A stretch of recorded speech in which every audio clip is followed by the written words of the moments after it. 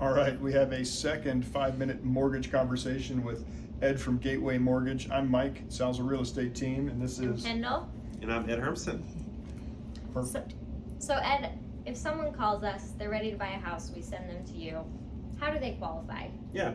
So I think there's a lot of terms out like in lending, just like anything else in real estate. You hear the word pre-approval for a mortgage. You hear the word credit approval. So I think those are the two probably areas that I'll talk about. A pre-approval means that you've sat down with a loan officer like myself. Typically, you're going to provide bank statements, income information. I typically will be pulling credit at that time. So those are the three big things: the credit, the looking at the assets, and the income. Okay. In that case, a loan officer's experience can say, yes, you are pre-approved. Now, understanding that doesn't necessarily mean that you are fully credit approved, because there's a person involved in this process called an underwriter. And that person will basically look at the documentation that the loan officer provides and says, yes, you are correct in your information, or I want more clarification on this. You look at what happened with COVID and some of the issues there where people were not working.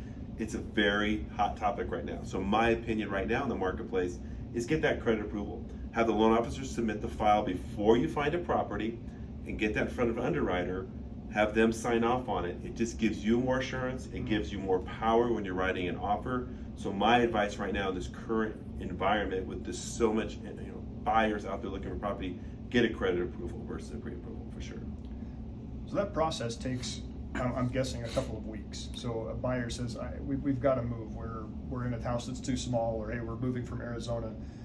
Take that time and actually submit everything to you, so that they know as the buyer and we know as their agent, if they find the right house, they can actually get to closing. Yeah, and misconceptions I would tell you right now, at least at Gateway, our credit approvals we turn around in 24 hours. Oh my goodness. So as long as you get your paperwork in, within 24 hours, you're getting a credit approval. So it's not a long process. Now, if you don't have your paperwork, that's what's going to delay things. We're never going to give a credit approval based on, well, I think I made this, or I think I have this in my bank account. You need to have all your paperwork ready to go and fully, in all pages, all paperwork ready to go. Okay. All right. Yeah. So that brings up this wait versus now idea. So let's say I just met with you and I handed you all my paperwork and you ran my credit, and I didn't have that perfect score. My credit score was lower. And you're going to say, hey, to get the best interest rate you can get in the mortgage lending department, we need to improve your credit. Those are things I need to go do. Yes. I need to pay this down. I need to, whatever I have to do with my credit to monkey it around to get a better score.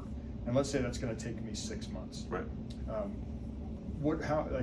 Just react to that and say, all right, so if that's 6 months, what does that look like? Right. I think where sometimes we get caught up in the interest rates, especially when we get into that area of like 2.875 versus 3.125. Interest rates work in eighths, okay? So I know it sounds really great to say I'm under 3% on your mortgage, but in reality, you take a $300,000 mortgage at 2.875 versus 3 1/8, that's a difference of about $18. So we're not talking a huge number here. So I think it's important for people to realize that waiting necessarily for your scores to go up.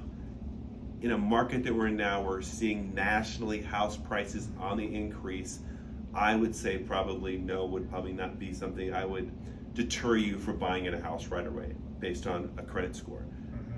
Yes, it's important. We do all our best to help you get that score up there, but I just see the trend of house prices going up, inflation, things out there that are much, much more of a bigger impact of a house price versus $18 a month on a house. So yes. So when you say waiting, a lot of people are saving for their down payment, and that's causing them to wait. But if you could put 3%, 5% down and pay mortgage insurance, what does that look like? Good question. So mortgage insurance is something the federal government requires. Anytime you have less than 20% down, unless you're a veteran, so veterans do not pay mortgage insurance, but anybody else coming into this process and does not have 20% down will either fall into an FHA loan or into a conventional loan, okay? Conventional loans are heavy credit score driven on the interest rate and on mortgage insurance. FHA loans are not. For example, a $100,000 mortgage on an FHA, you pay 0.85%, so $85 a month. Even at 580 or 780, it doesn't matter. So if your credit score's anywhere on the qualifying region, so you have a credit score good enough to get a loan, or you're right up here where you still like your credit score's perfect, but you still need mortgage insurance, you're gonna pay the same.